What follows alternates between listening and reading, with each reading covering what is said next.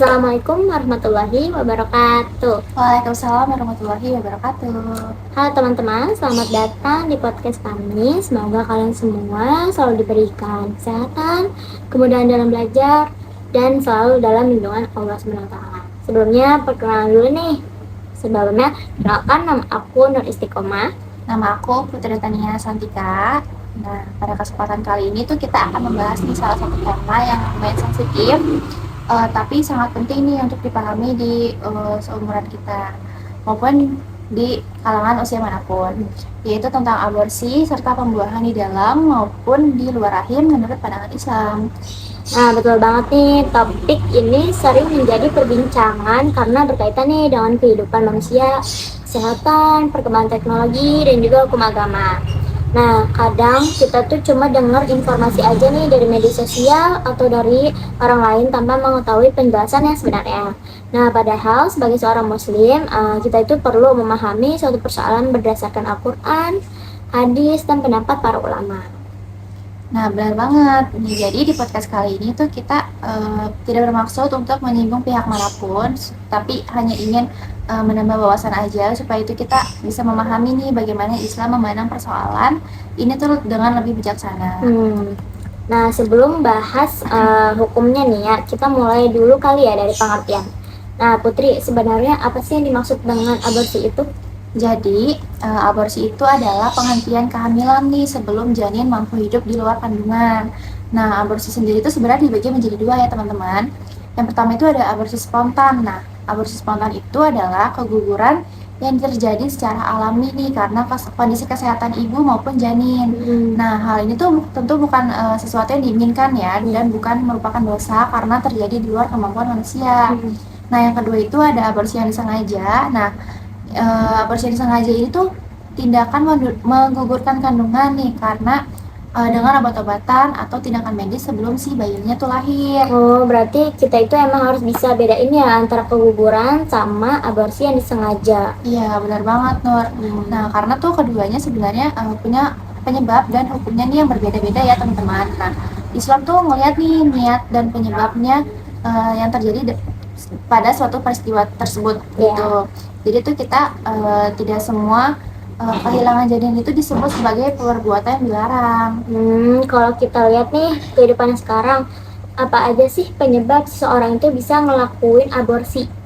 Sebenarnya itu penyebabnya cukup beragam ya teman-teman. Ada yang berasal dari faktor kesehatan, misalnya kayak kehamilan yang sangat berisiko nih hingga mengancam keselamatan si ibu. Ada juga karena janinnya tuh mengalami kelainan atau kelainan yang berat kayak gitu. Terus tapi nggak sedikit juga nih yang disebabkan oleh faktor sosial, misalnya kayak kehamilan di luar nikah gitu kan, terus rasa malu sama keluarga, terus tekanan dari lingkungan, masalah ekonomi, terus bisa juga belum siap jadi orang tua atau takut masa depannya tuh kayak terganggu gitu. Sayang banget ya, banyak orang yang akhirnya ngambil keputusan buat aborsi ini dalam keadaan panik tanpa memikirkan dampak kedepannya gitu ya. Iya, benar banget nih. Padahal ketika seseorang menghadapi masalah kayak gitu tuh sebenarnya sebaiknya tuh mencari dulu nih bantuan dari keluarga, terus tenaga medis juga perlu ya. Terus ataupun tokoh agama agar mendapatkan solusi yang tepat nih, bukan ngambil keputusan sendiri aja. Benar banget kayak gitu. Nah, selain dari si agama, ternyata aborsi juga punya dampak ya? Iya, dampaknya tuh sebenarnya bisa dirasakan baik secara fisik maupun psikologis ya kayak gitu. Kalau misalkan dari sisi kesehatan nih teman-teman, tindakan aborsi itu sebenarnya yang tidak dilakukan dengan prosedur yang benar itu dapat menyebabkan pendarahan hebat nih bagi si ibu, infeksi juga bisa, terus kerusakan rahim, bahkan bisa mengancam nyawa si ibu juga. Kalau misalkan dari sisi psikologisnya ya, itu banyak perempuan yang mengalami rasa sedih, terus kayak penyesalan, rasa bersalah gitu kan, bahkan kayak bisa depresi juga nih setelah ngelakuin aborsi gitu. Nah, berarti dampaknya itu bukan cuma waktu itu aja ya, tapi bisa berlangsung dalam waktu yang lama gitu. Iya, bener banget. Makanya karena itu juga nih Islam tuh sangat menjaga keselamatan manusia dan mengajarkan nih agar setiap keputusan tuh dipikirkan secara matang. Ya. Nah, sekarang kita masuk ke pembahasan yang selanjutnya, yaitu gimana sebenarnya hukum aborsi menurut Islam. Secara umum, Islam tuh sangat menghormati kehidupan manusia sejak awal penciptaannya ya teman-teman. Allah Subhanahu wa taala itu berfirman dalam surat Al-Mu'min ayat 12 sampai 14 itu bahwa manusia diciptakan melalui beberapa tahapan, mulai dari saripati tanah, terus kemudian menjadi air mani, terus segumpal darah, segumpal daging, hingga akhirnya tuh menjadi manusia yang sempurna. Nah, ayat tersebut nih juga menunjukkan nih bahwa setiap tahap perkembangan janin itu memiliki kemuliaan di sisi Allah Subhanahu wa taala kayak gitu. Oh, jadi sejak awal proses penciptaannya itu kehidupan itu udah dihargai oleh Islam ya? Iya, benar banget. Nah, terus ada juga nih hadis dari Rasulullah SAW yang menjelaskan nih bahwa pada usia sekitar 120 hari malaikat itu meniupkan ruh nih ke dalam janin. Karena itu nih para ulama menjadikan usia tersebut sebagai salah satu batas penting nih dalam pembahasan hukum aborsi kayak gitu. Kalau sebelum usia kandungan mencapai 120 hari itu gimana? Oh, jadi di sini nih kita punya perbedaan pendapat ya teman-teman. Ada nih yang pertama itu dari sebagian ulama dari mazhab Hanafi dan Hambali. Itu membolehkan nih dalam kondisi tertentu, misalnya karena alasan medis nih yang benar-benar kuat atau ada kebutuhan yang sangat mendesak. Tapi kebolehan itu tuh bukan berarti kita bebas nih melakukan aborsi ya teman-teman. Harus ada alasan juga nih yang jelas, terus dilakukannya tuh dengan pertimbangan dokter yang kompeten dan tidak sekadar hanya alasan pribadi saja. Terus yang kedua itu ada dari ulama mazhab Maliki dan tokoh seperti Imam Al-Ghazali nih teman-teman. Berpendapat itu bahwa sejak terjadinya pembuahan kehidupan sudah mulai nih sehingga tidak boleh digugurkan. Jadi walaupun ada perbedaan pendapat tetap aja ya semuanya tuh sama-sama menghargai kehidupan si calon bayi ini ya. Iya, benar banget. Nah, terus juga tidak ada ulama yang menganggap aborsi itu hal yang boleh dilakukan gitu benar, kayak gitu. Nah, kalau usia janin udah sampai 120 hari itu gimana? Kalau gitu, kalau mayoritas ulama itu sepakat nih bahwa setelah ruh diciptakan atau ditiupkan, itu menggugurkan kandungan hukumnya haram karena sama aja nih kita menghilangkan nyawa manusia. Kecuali dalam kondisi darurat untuk menyelamatkan nyawa si ibu kayak gitu. Terus Allah juga berfirman nih, Allah Subhanahu wa taala itu berfirman dalam Quran surat Al-Isra ayat 33 yang bunyinya, dan janganlah kamu membunuh jiwa yang diharamkan Allah kecuali dengan alasan yang benar. Selain itu juga ada Quran surat Al-Isra ayat 31 yang Allah juga berfirman, dan janganlah kamu membunuh anak-anakmu karena takut miskin, karena Kamilah yang memberi rezeki kepada mereka dan juga kepadamu. Nah, ayat ini tuh mengajarkan kepada kita nih bahwa rasa takut terhadap kemiskinan atau masa depan tidak boleh menjadi alasan nih buat menghilangkan kehidupan seseorang atau kehidupan si calon bayi ini gitu. Nah, karena Allah sendiri itu yang bakal ngejamin rezeki setiap makhluknya. Tapi aku pernah dengar nih kalau ada kondisi yang memperbolehkan aborsi, itu gimana? Sebenarnya kalau misalkan kayak gitu, Islam itu juga Islam itu sebenarnya agama yang penuh kasih sayang teman-teman, dan tidak memberatkan umatnya. Jika kehamilan itu benar-benar mengancam keselamatan si ibu dan berdasarkan pemeriksaan dokter yang terpercaya itu tidak ada cara lain nih untuk menyelamatkan nyawa ibu selain menghentikan kehamilan tersebut, maka sebagian ulama itu memperbolehkannya. Tapi hal ini juga didasari ya pada kaidah fikih bahwa mencegah bahaya itu yang lebih besar harus didahulukan kayak gitu. Berarti keputusan itu bukan berdasarkan keinginan sendiri ya. Jadi harus benar-benar ngelaluin pertimbangan medis sama syariat gitu. Benar-benar. Nah, lanjut nih ya, kita bahas ke pembuahan di luar rahim atau bayi tabung. Ya, sekarang kita beralih nih ke pembahasan tentang bayi tabung. Nah, sebenarnya apa sih itu bayi tabung? Bayi tabung nih ya, atau IVF adalah teknologi reproduksi yang membantu pasangan suami istri untuk memperoleh keturunan. Nah, prosesnya itu dilakukan dengan mengambil sel telur si istri dan sperma dari suami, kemudian dipertemukan nih di dalam laboratorium sehingga sampai membentuk embrio. Jadi setelah si embrio berkembang ini, embrio tersebut dipindahkan nih ke dalam si rahim istri agar tumbuh menjadi janin. Jadi sebenarnya pembuahannya tuh emang terjadi di luar tubuh ya, tapi proses kehamilan itu tetap berlangsung di rahim si ibu itu ya. Iya, benar banget. Terus biasanya tuh juga metode ini tuh digunakan untuk pasangan yang mengalami gangguan kesuburan. Terus juga misalnya ini kayak saluran tubuhnya tersumbat ya. Terus kualitas spermanya tuh rendah. Terus ada juga gangguan ovulasi atau penyebab hukum medis lainnya kayak gitu.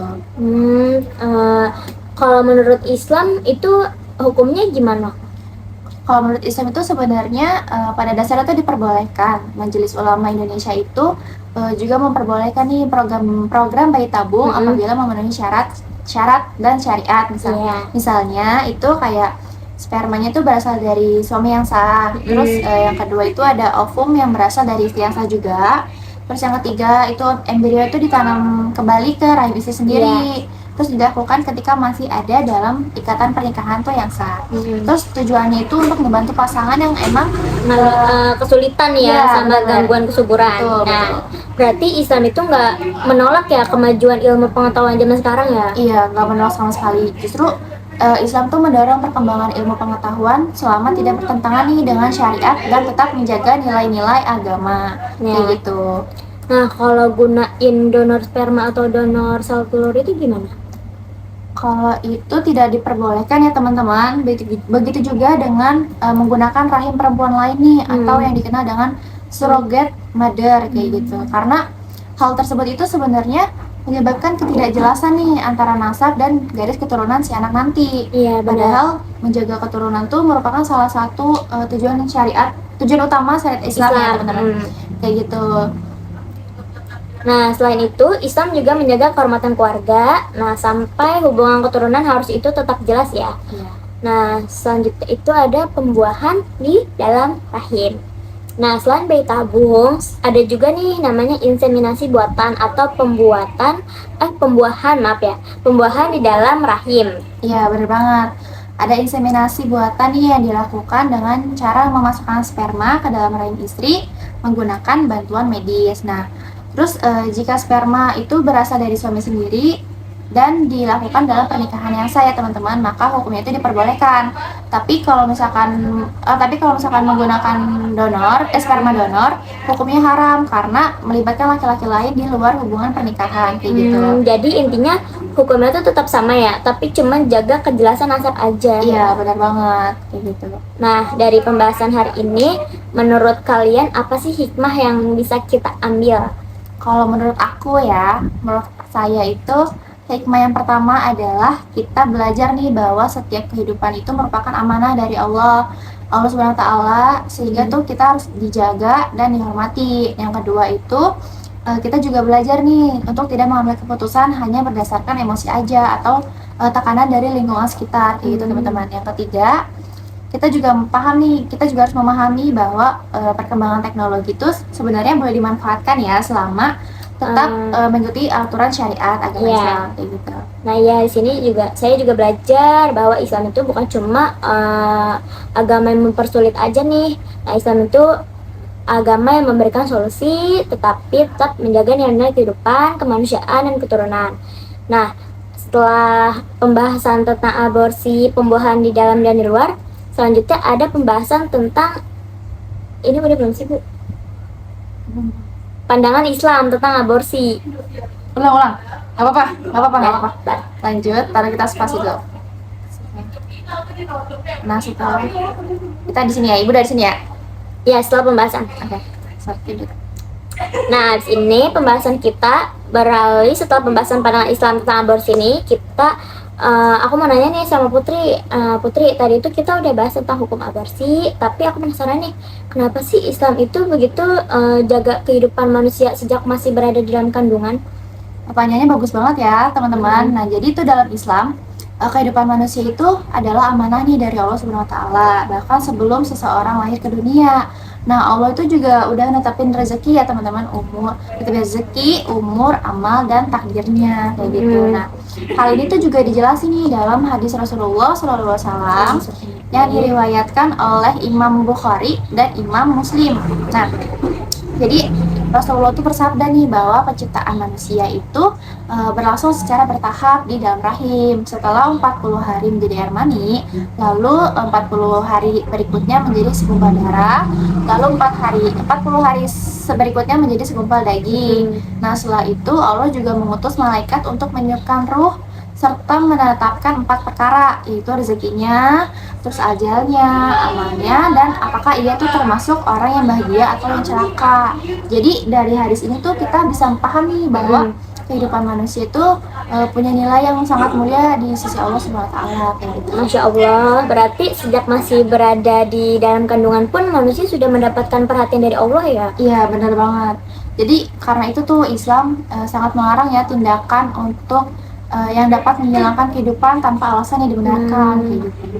Nah, selain ayat yang tadi kita sebutkan atau Putri sebutkan, apa ada ayat lain yang berkaitan nih dalam menjaga kehidupan? Ada banget Kak. Nah, jadi Allah Subhanahu wa taala itu berfirman juga dalam Quran surat Al-Maidah ayat 32 yang bunyinya barang siapa yang memelihara kehidupan seorang manusia, maka seakan-akan ia telah memelihara kehidupan seluruh manusia.